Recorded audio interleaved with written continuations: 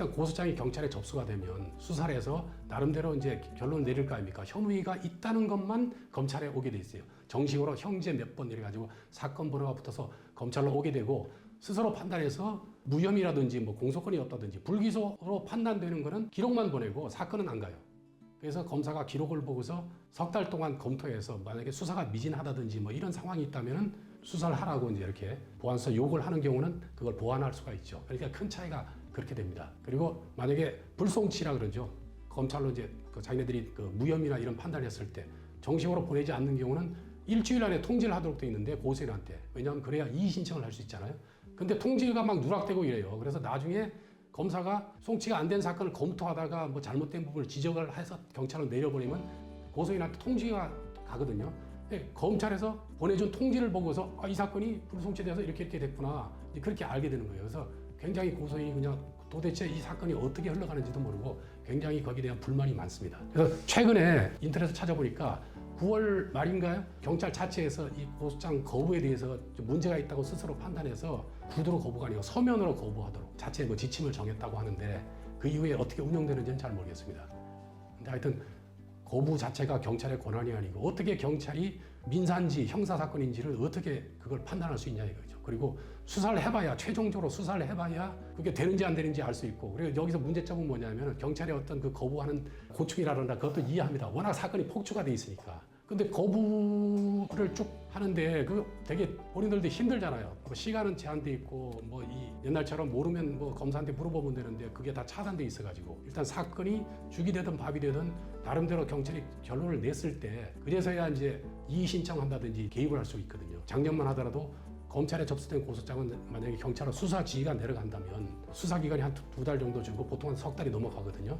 그러면 그 사건은 검사 사건으로 남아있기 때문에 한 석 달이 넘어가면서부터 장기 미제 사건으로 이제 체크가 돼요. 그러면 어느 경찰서에 어느 경찰관이 그 사건을 담당하고 있는지 확인이 되거든요. 그러면 계속 수사관을 시켜서 그 사건이 어떻게 되고 있느냐, 왜 송치가 안 되느냐 계속 챙기기 때문에 오래 갈 수가 없어요. 근데 주위에서 상담을 해보면 뭐 6개월, 7개월 경찰에서 가지고 있다가 그냥 무혐의가 그냥 난 거예요. 뭐 수사도 조사도 대충 돼 있고 그래가지고 막 분통을 터뜨리고 어떻게 하면 좋겠냐고 나한테 막 물어보는 사람도 있고 그래서 그게 큰 문제점입니다. 그러니까 장기간 사건을 가지고서 접수는 했는데 그냥 캐비넷에 처박아놓고 캐비넷 사건이라 그러죠. 그냥 아무것도 안 하고 있는 상황에서는 어떻게 손쓸 방법이 없어요. 그런 게 좀 안타까운 얘기죠.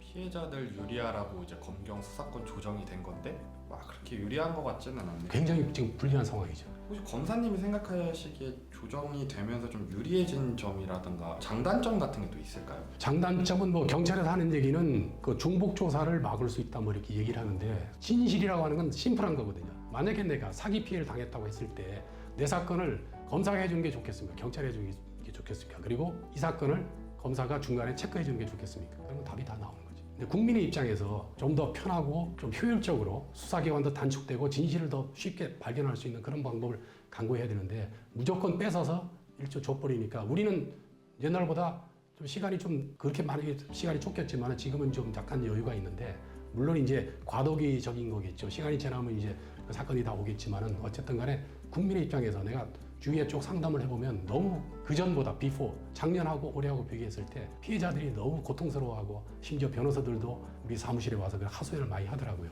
그런 점에서는 좀 더 국민의 입장에서 좀 검토해야 되는 거 아닌가 싶은 생각이 듭니다. 빨리 좀 더 나은 방법으로 조치가 됐으면 좋겠네요. 예. 오늘도 좋은 답변 감사합니다. 예. 다음에 뵙겠습니다.